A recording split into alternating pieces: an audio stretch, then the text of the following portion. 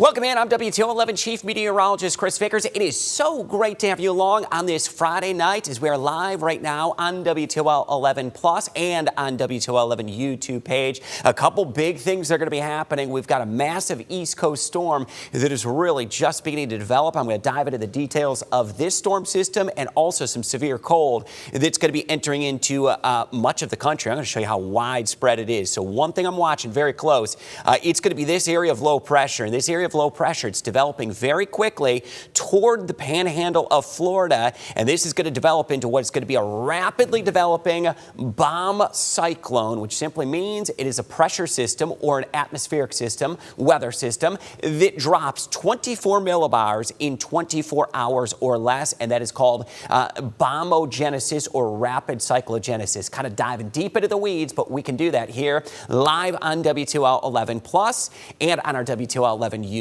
page. I appreciate you following along and being with us tonight as we kind of get deep into what's going on. I always encourage you as well. You can pull out that phone right now and you could scan that free WTO 11 weather app. Gets you linked up to that hour-by-hour forecast, the 10-day forecast, interactive radar. You could go ahead and track the storms right alongside me with that free download. So we are watching very close the impacts to this storm. And there will be some impacts more in the form of cold and Arctic air that will be with us as we go through the weekend. So let's widen the picture out here. There isn't much going on outside of big-time cold for us. So we've got a weather impact alert day here locally. That's for Northwest Ohio and Southern Michigan because it's going to get extremely cold tonight. There's some indications we're getting a little bit of clearing that's taking place. 12 right now, and mark my word, I think we're going to be down close to 0, if not colder, by the time we hit midnight. So it will happen fairly quickly across the region. I do have a few views that we could give you, a couple vantage points across the area. I just love that we could still see a little bit of daylight. We're hitting the air right now on WTO 11 Plus just after 6:35. If you're watching on YouTube, it was a cold setting early in the evening, and look out there toward the lakeside. You can still see some indications of some of those snow drifts. This view is one of my favorite here, Marblehead Lighthouse Cam. Lake Erie, and we're going to talk more about this, about 95% frozen over, and I think we could make a run close to 100% frozen over by the time we get through and into next week. Clearing skies across the Toledo Metro, and another view out there towards Sandusky, where things are fairly quiet but cold across the region. Now, so here, weather impact alert day. This is what's going to be happening for our Friday night. We're looking at sub-zero temperatures that will be expected to unfold, and those temperatures could be at or below zero as we go through the morning hours on Saturday. We're at 9 degrees down toward Findlay, 10 in Bowling Green, 10 up toward Monroe, 11 in Napoleon, back over toward Bryan, and I know it's the wind or the wind chill that you're more concerned about. Single digits above zero to a few spots, especially out there toward Williams, up at Hillsdale, Lenawee County. You're close to, if not a few degrees below zero. I'm not expecting this to get crazy cold tonight, but it will be cold enough to get your attention. At some of the areas that certainly have the coldest readings, I think that actually just updated. Hillsdale just went from 6 below to 4 below zero. 4 above down toward Ottawa and down toward Upper Sandusky and Tiffin. These are areas that I've got the calmest wind, but there are also areas that I think are going to get the coldest tonight because of that calm wind.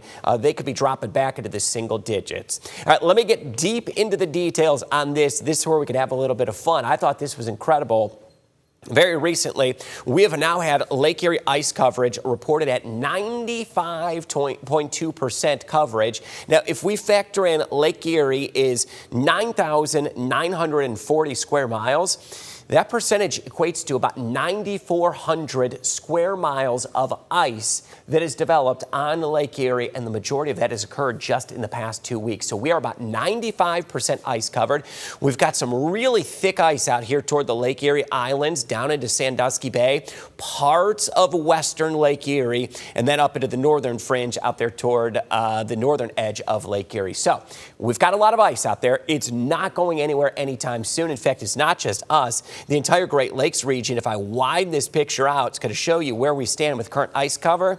Can you believe this? At least statistically speaking, St. Clair is 100% ice covered. Now, we've got many of the Great Lakes that are much deeper and larger, like Lake Michigan, Lake Superior.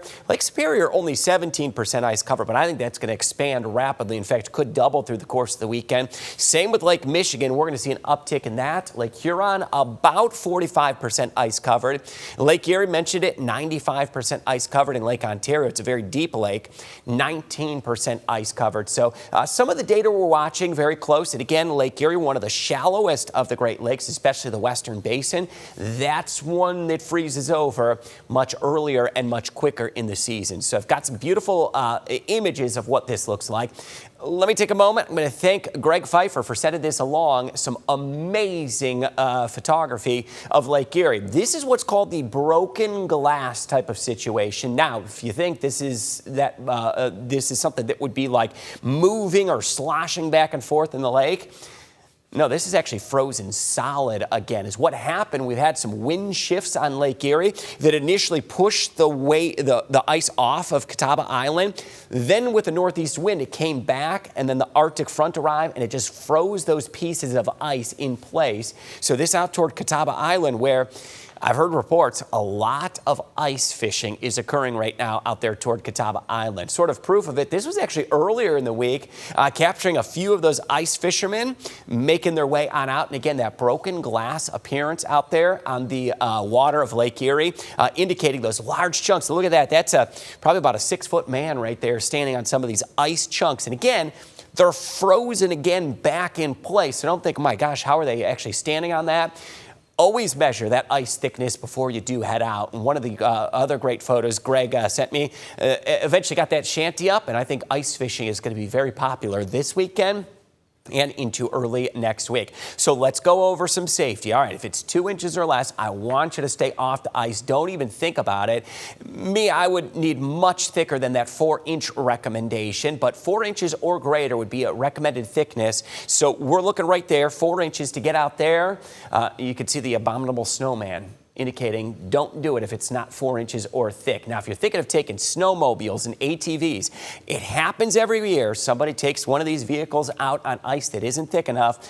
Minimum thickness, about 5 to 6 inches. I'm going to go ahead and tell you 6 inches or more. And if you're even thinking about it, a car or a small truck would have to be about 8 to 12 inches. Believe it or not, I am getting reports that the ice thickness is approaching 10 to 12 inches across parts of the western Lake Erie. And for a medium pickup truck, and again, couldn't even fathom it, you'd need over a foot of ice thickness that would be out there to even consider that. Now, consider this as well with this extreme cold. I've just got to ask, have you heard this? Have you heard a loud booming or cracking sound, perhaps maybe in the middle of the night? Well, if you've heard that, the explanation actually could be right here in the form of a frost quake. Now, these are going to be possible this weekend. They typically happen when we have a little less snow cover on the ground and a little more moisture in the ground. We get these cold snaps. What happens is we get rapidly falling temperatures, causes the underground water to freeze. So technically you would have had a layer of water right here.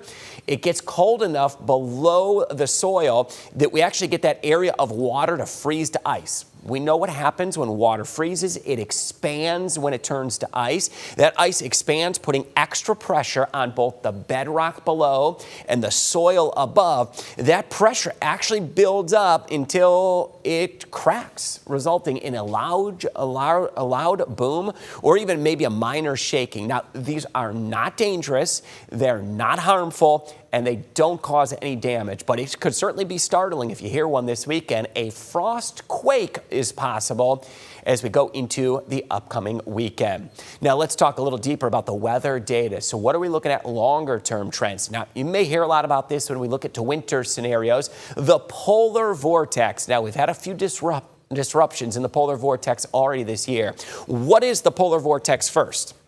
Now, that is a large area of cold air that is aloft. Typically, we're looking well aloft in the atmosphere. So the polar vortex, it is not something that you could see. It is not something that you would visibly see. It actually occurs well aloft in the atmosphere, high above the North Pole. Now, typically when we have a strong polar vortex, that colder air is locked up more into the North Pole. It is a very more symmetrical flow and a tighter circulation around the North Pole.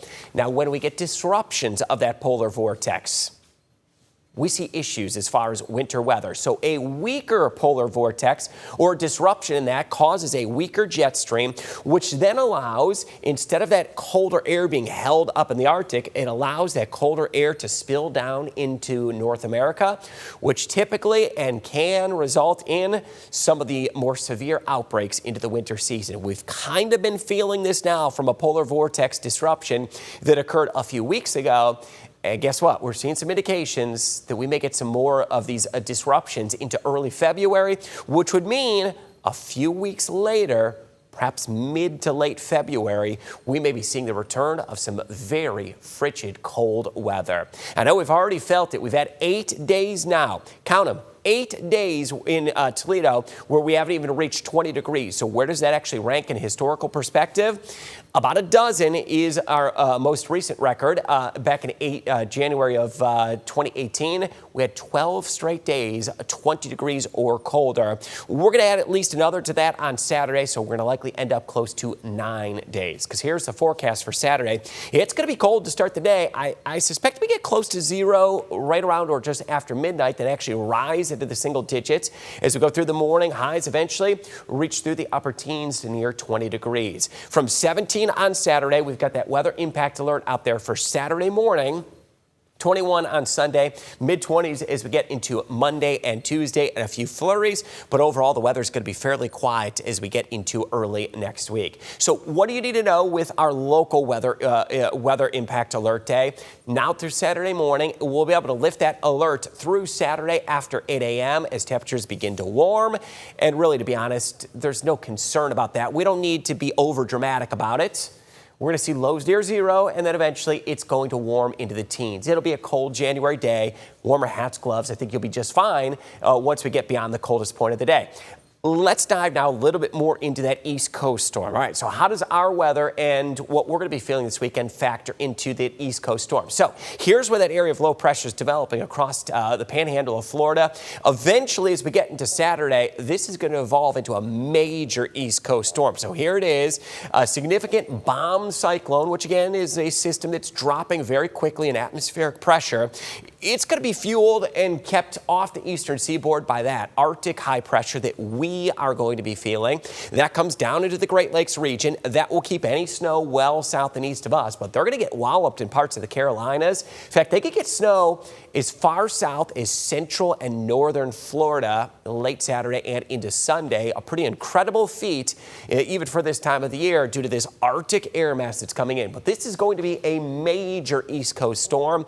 Significant snow across the Carolinas into the mid-Atlantic, where parts of the Carolinas, and I mean this, could be looking at blizzard conditions in the coastal areas of Carolina, something that would even be harsh for us here to handle. They are just not equipped to handle that, and to be honest, they kind of freak out over a few snowflakes down there across the Carolinas.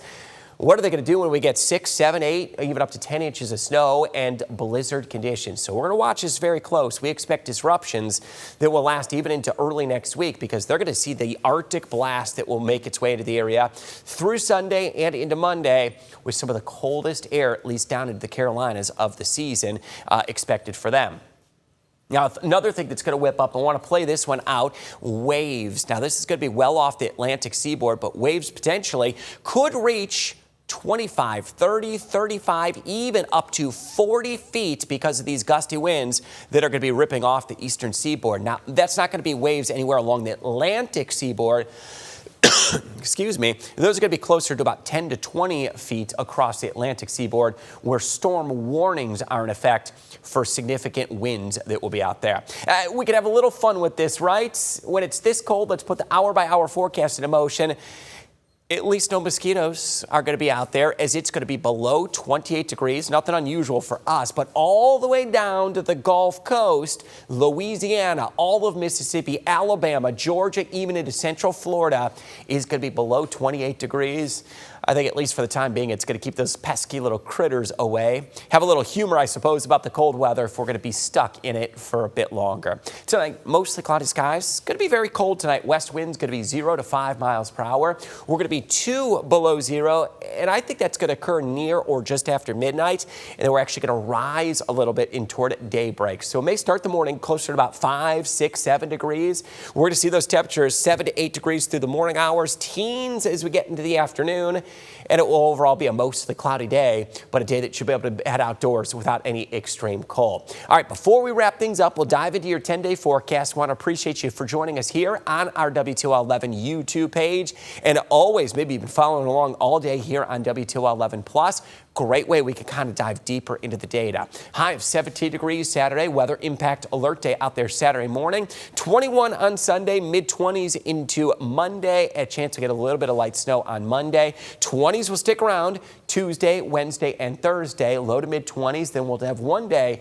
That's the system that I'm going to keep a closer eye on, because I do suspect that it's going to be bringing widespread wind, more snow chances, and then plunging temperatures again into the next weekend. May make it back toward 30 degrees, and then we get hit again back into the teens for Saturday and Sunday with another big cool down that's going to be ahead. So we've had really cold weather through the middle to end of January, and it's expected to continue into February as this winter season, not only delivering on the snow, but also hitting on the cold as well. We'll get a couple dinks and dunks of light snow out there Monday and into Wednesday. Nothing that would be significant, but what could be a little more significant is this system on Friday that will bring wind and snow along with the plunging temperatures. So typically we see average highs right around the mid-30s. I could give you a few things of positivity and hope to end this and round things out, though. Even though we stay in the 20s next week, our average highs are actually beginning to climb. We're now going to be climbing into the mid to upper 30s as we get into early February. I know the forecast says otherwise, but again, we're at least getting closer to what is going to be longer daylight and warmer days. And speaking of that, have you noticed it? Daylight is also expanding across the area. The month of February, we're just on the verge of February beginning. We're going to be expecting 69 minutes of daylight will be gained in Toledo over the course of February, all 28 days. It gets even higher up across the northern tier of the country and lower across the southern tier of the country. So look forward to that. Gaining daylight as we go through the month of February. Really appreciate you being with us along here on WTOL11 Plus. It is another way we could stay connected to you, and we're going to continue to follow this on our weekend as well as we approach Saturday and Sunday. Make sure you tune in always on WTOL11 Plus, and the WTOL11 weather team will have you covered there on YouTube and on air. Make it a great weekend. Once again, this is Chief Meteorologist Chris Vickers giving you that deep dive of what to expect for us this weekend and that major East Coast storm that will continue to follow through the weekend. Have a great one.